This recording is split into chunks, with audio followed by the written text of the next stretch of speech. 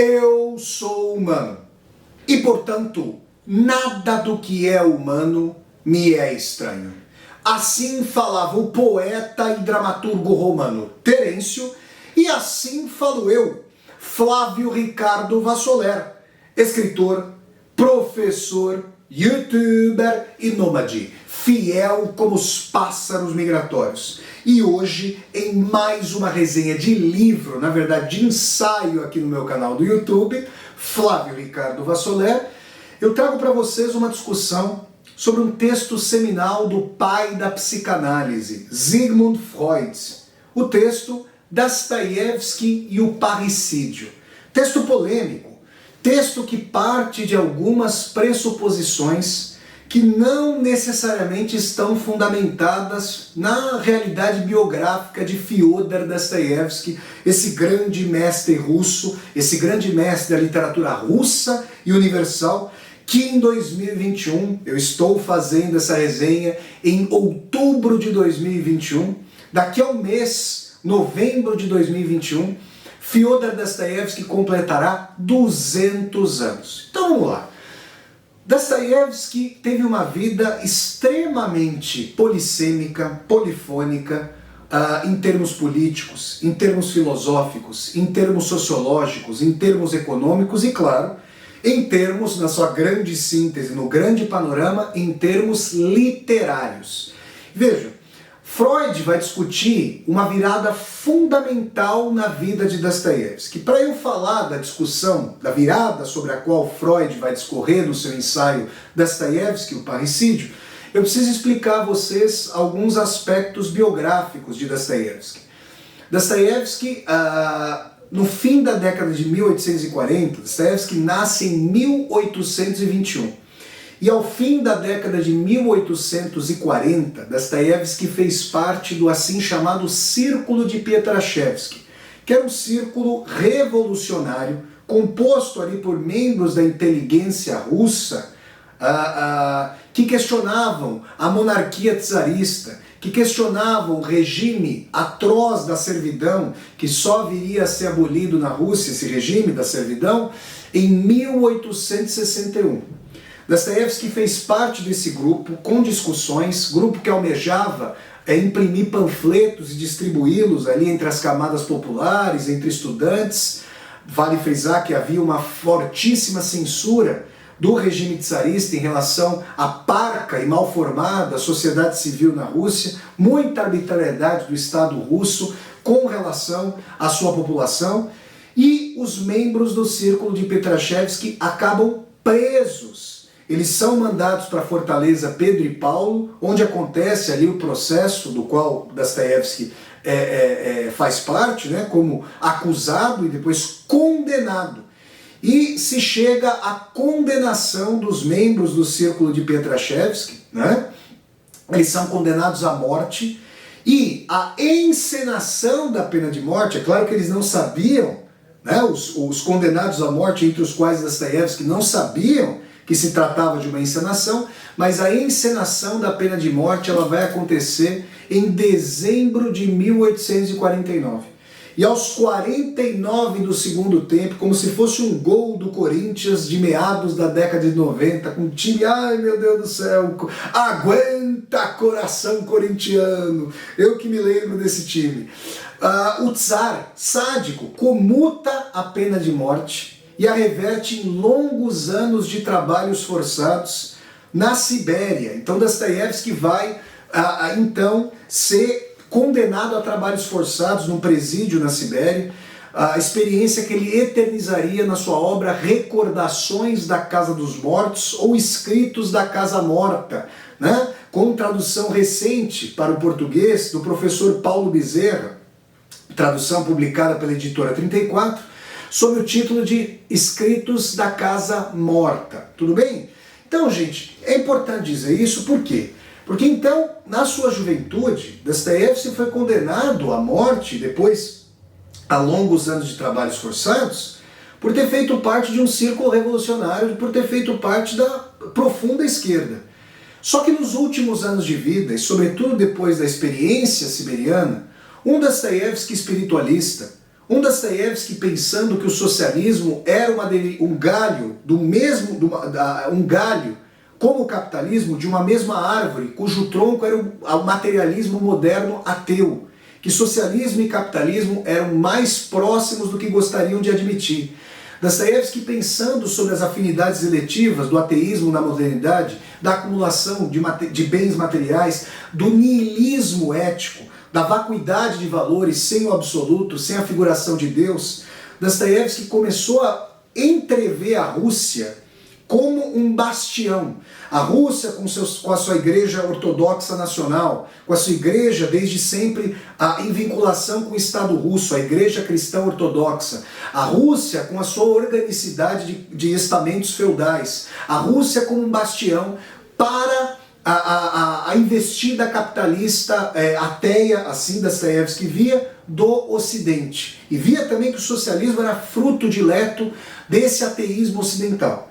Muito bem, Dostoiévski então vai defender o Tsar ao fim da vida, vai publicar textos, partes de seus romances, seus textos de intervenção jornalístico-políticos em órgãos da extrema-direita, do tsarismo, da reação, de um anticapitalismo que era, ao mesmo tempo, de direita, porque hoje o campo da direita é todo formado justamente pelos capitalistas, pelos adeptos do capitalismo, mas no século XIX nós tínhamos o anticapitalismo de direita com os feudalistas, com os monarquistas, entre os quais, no fim da vida, um Fyodor Dostoiévski, ainda que com muitas ambiguidades, um Fyodor Dostoiévski.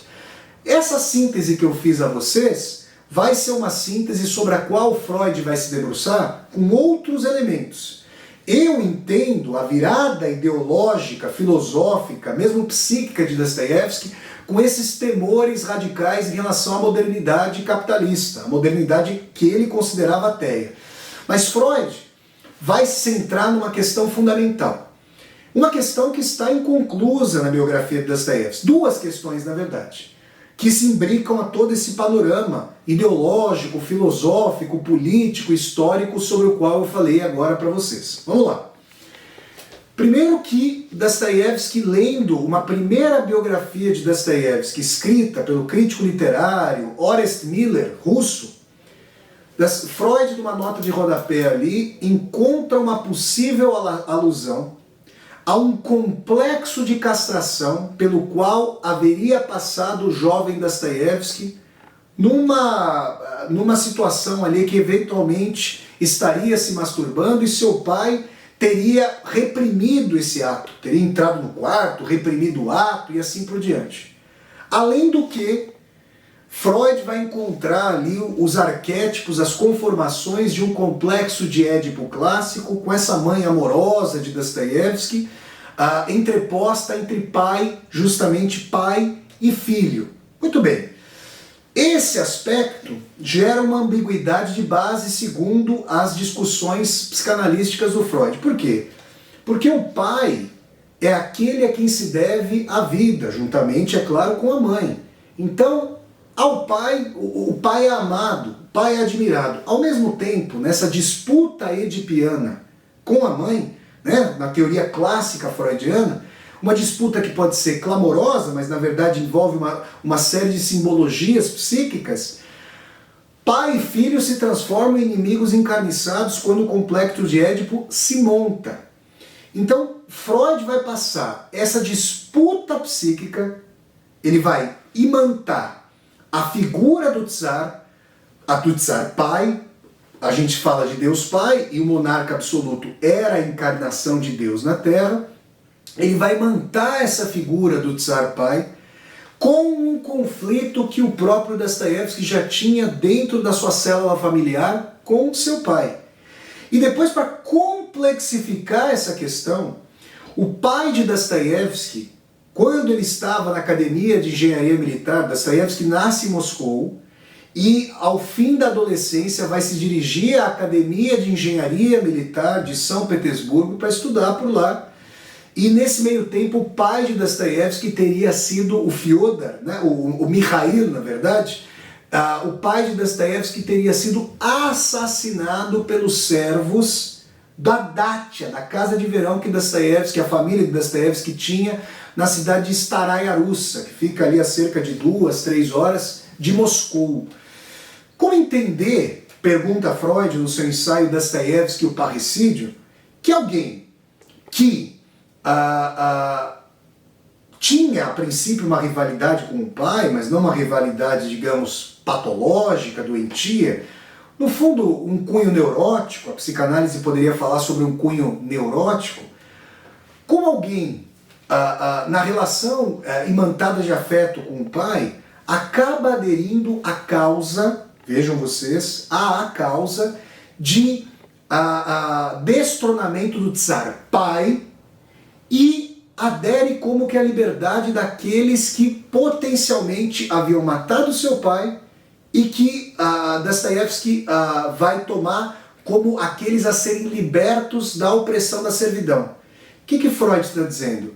Existe um complexo neurótico que faz com que a disputa edipiana pela mãe entre pai e filho se transfira do âmbito familiar para o âmbito político, de tal maneira que o czar pai recebe a aura do pai conflituoso de Dostoiévski. E o jovem Dostoiévski, no primeiro momento, toma a postura dos camponeses que supostamente haviam matado o pai de Dostoiévski, camponeses que ele queria ver libertos do jugo do czar pai.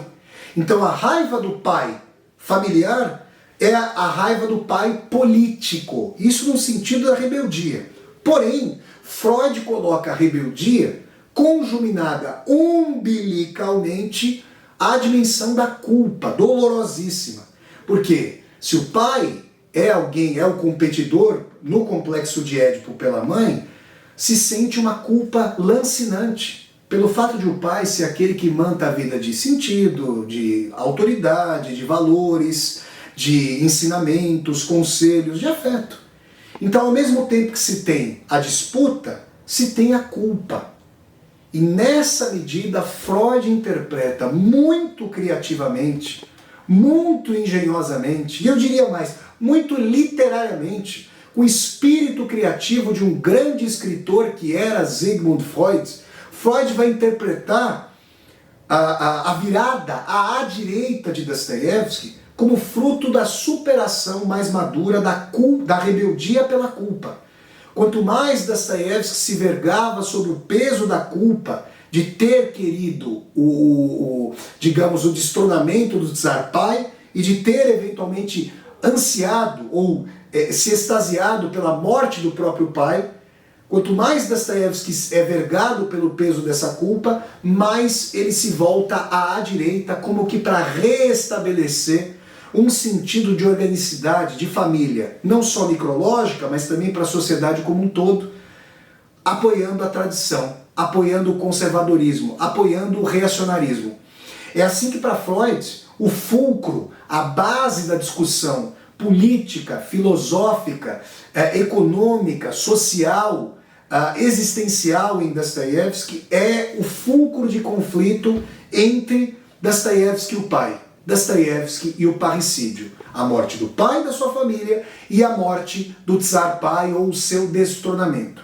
Eu acho essa teoria interessantíssima, mas existem alguns problemas. Eu vou citar pelo menos 2 problemas no sentido factual. Primeiro, não se pode afirmar ao certo que esse complexo de castração tenha ocorrido num sentido estrito e estreito, escorreito. Como é que nós vamos comprovar, como é que o Orest Miller pode comprovar isso factualmente na biografia que escreveu sobre Dostoiévski? Não pode.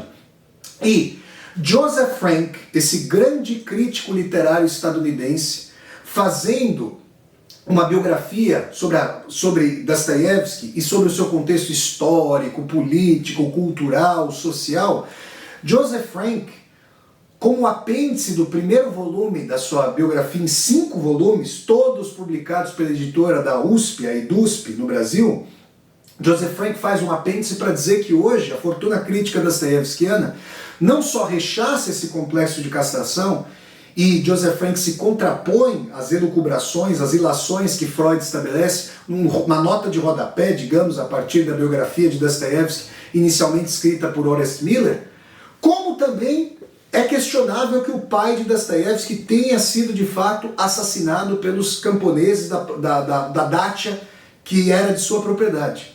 Então, com esses dois fatores biográficos ou supostamente biográficos em xeque, nós chegamos a uma situação em que as elucubrações freudianas, elas servem, elas digamos que amoldam como uma massa de modelar os fatos, nesse caso, para que eles sirvam a um grande voo teórico mais imaginativo e especulativo do que fundado numa análise, digamos, em contraste com a empiria da vida de Dostoiévski.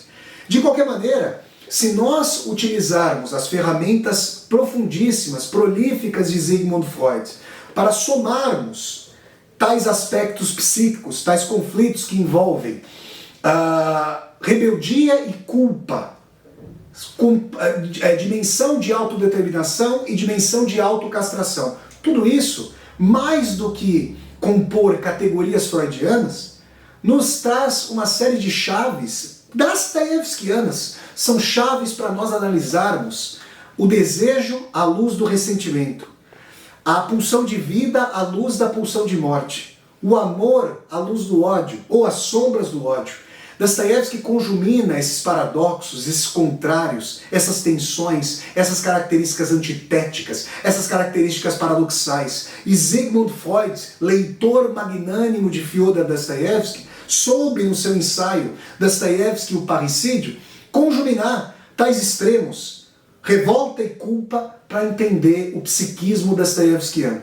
Eu gostaria de dizer que eu não rechaço a explicação freudiana, inclusive eu já dei um curso sobre Dostoiévski e Freud, falando sobre, em uma das aulas sobre Dostoiévski e o Parricídio, e dizendo que, na verdade, eu somo a minha análise filosófica, histórica de um Dostoiévski que tinha motivos existenciais para a virada da esquerda para a direita, sendo que nunca deixou de ser um anticapitalista e nunca deixou de ter comiseração pelos mais pobres, por aqueles e aquelas que Dostoiévski chamaria, inclusive intitulando um de seus romances, de humilhados e ofendidos.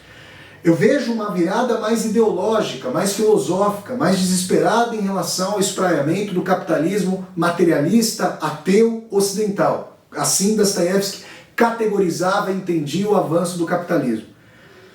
Isso colocado, essas pontes feitas, a somatória com essa explicação histórico-filosófica, com o psiquismo, esse vórtex, esse psiquismo em contradição, em paradoxo de Dostoiévski, nos descortina todo o seu universo. Então eu convido a todas e a todos vocês para lerem ou relerem o ensaio de Sigmund Freud, Dostoiévski e o Parricídio, e para que vocês voltem à biografia, ou voltem ou vão à biografia de Joseph Frank, escrita por Joseph Frank sobre a vida, a obra, o contexto histórico de Dostoiévski, histórico, cultural, filosófico, e que então vocês descortinem as obras desse grande mestre russo, que está à iminência de completar 200 anos de nascimento, sob a chave das tensões políticas, sociais, econômicas, teológicas, existenciais e psíquicas.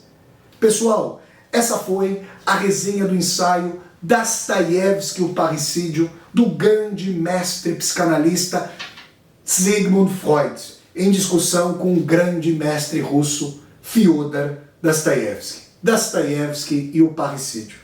Se vocês gostaram de mais essa resenha de livro, isto é, de ensaio aqui no meu canal do YouTube, deem um like no vídeo, curtam o vídeo, disseminem esse vídeo pelas redes sociais, para que nós possamos chegar cada vez mais e mais pessoas.